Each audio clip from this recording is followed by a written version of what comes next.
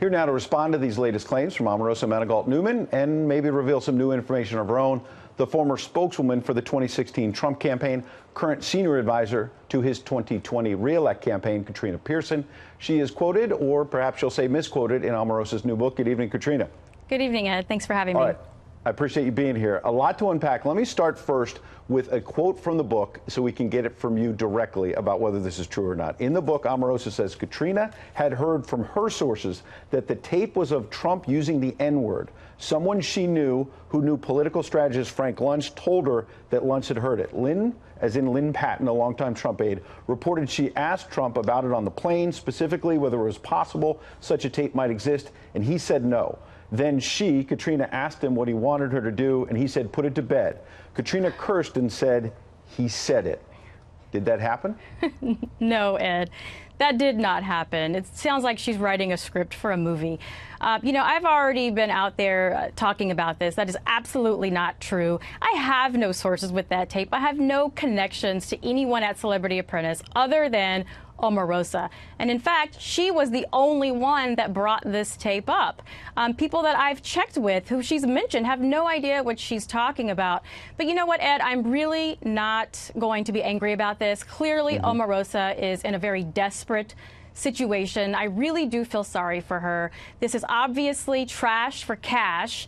I was really concerned with Omarosa when she got married, when she had to buy a fake wedding ring. So I do feel sorry for her, but I will not stand by and allow her to continue to tarnish everyone's reputation and hurt the one person that helped her become who she is in the celebrity world. Okay, we gave you a chance to respond. I want to get to the new information, but first I want to be clear. You've been around the president during the campaign, since the campaign, since he was elected president. Have you ever heard him use the N-word, any sort of racial slur? Yes or no? Absolutely not. The answer is no. In fact, the president and his family have been nothing but kind, generous, and respectful to myself and everyone else that I know of color. Okay, now let's get to the new info. I mentioned Lynn Patton, a longtime Trump aide going back to his business dealings, and then she I believe, had been working at the Housing and Urban Development. She's a longtime Trump advisor inside and outside the government.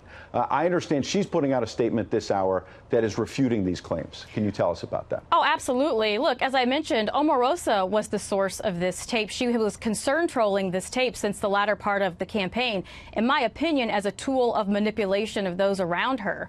And she has been mentioning Lynn Patton's name over the last couple of days on her melodramatic interviews as someone who could actually corroborate what she was saying. And in fact, Lynn Patton has released a statement this evening, and she's given an exclusive that is now, is she saying? And that is now running in the Huffington Post, who says that that is simply not true. But more importantly, Ed, it's the timeline. The reason why Omarosa is facing a wrath of contradiction is because she can't keep her lies straight. She has gone out there and said that she has not heard the tape until after her book was finalized. Well, what everyone didn't know, and that what Lynn Patton is announcing tonight. And that's Lynn Patton right there. And what Lynn Patton is announcing tonight. I just want to be clear. Pardon me one second. Lynn Patton is now saying tonight that on December 12th at 11:30 p.m., she's being very specific, 2017, at 11:30 p.m. in a phone call, she says, Omarosa told her then that she had heard the tape where the president allegedly said the N-word. Significant because now in recent days, Omarosa has said she had not heard it until after writing her book. December 12th, 2017, she hadn't written the book, and she was still in the White House. That is a big contradiction. Is that what you're understanding tonight? It's a major contradiction, and it's a bombshell, Ed, because on 2 days after that, on December 14th, she went on an ABC News interview defending the president, saying, quote, that he is not a racist. So how could that be possible if she heard the tape already that she's using as her excuse to change her tone with the president? Another quick point I want to make. Mark Burnett, a top, one of the creators, obviously, of The Apprentice, the president tweeted tonight that Mark Burnett called him and said no such tape exists. Beyond that, Omarosa today was out there on MSNBC and maybe elsewhere saying that Bill Pruitt, another producer on The Apprentice, is corroborating her story. I understand you have a different story tonight. Yes, Bill Pruitt was the producer of seasons 1 and 2, where she is claiming that this apparently took place. She also told Lynn Patton that Bill Pruitt was her original source of this tape. And Lynn Patton spoke with Bill this evening and is announcing that that is simply not true. And as I suspected all along, this tape does not exist. Omarosa is just desperate for money. All right. Last question. You were at her wedding. There are photos of you online, you know, having fun with Omarosa. I know people are friends and then they break up. And the president hired her well over $100,000 a year in taxpayer money inside the White House. The president in the campaign said he was going to hire the best and the brightest, that he was a businessman. There you are at the wedding. You know, he's had problems now with Michael Cohen as well. A big picture here. You're going after Omarosa hard and attacking her.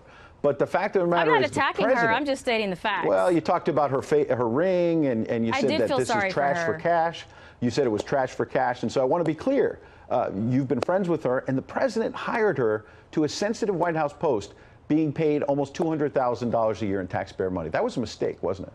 Well, no, the president has no control over the decisions that other people make. He simply gave individuals an opportunity to achieve greatness. She could have been out there championing her community with the prison reform and everything the president is doing for the black community, but she chose to go a different route. The president is not responsible for others' reactions. All right, Katrina Pierson, appreciate you coming in with that new information. Great to be here, Ed. Thanks.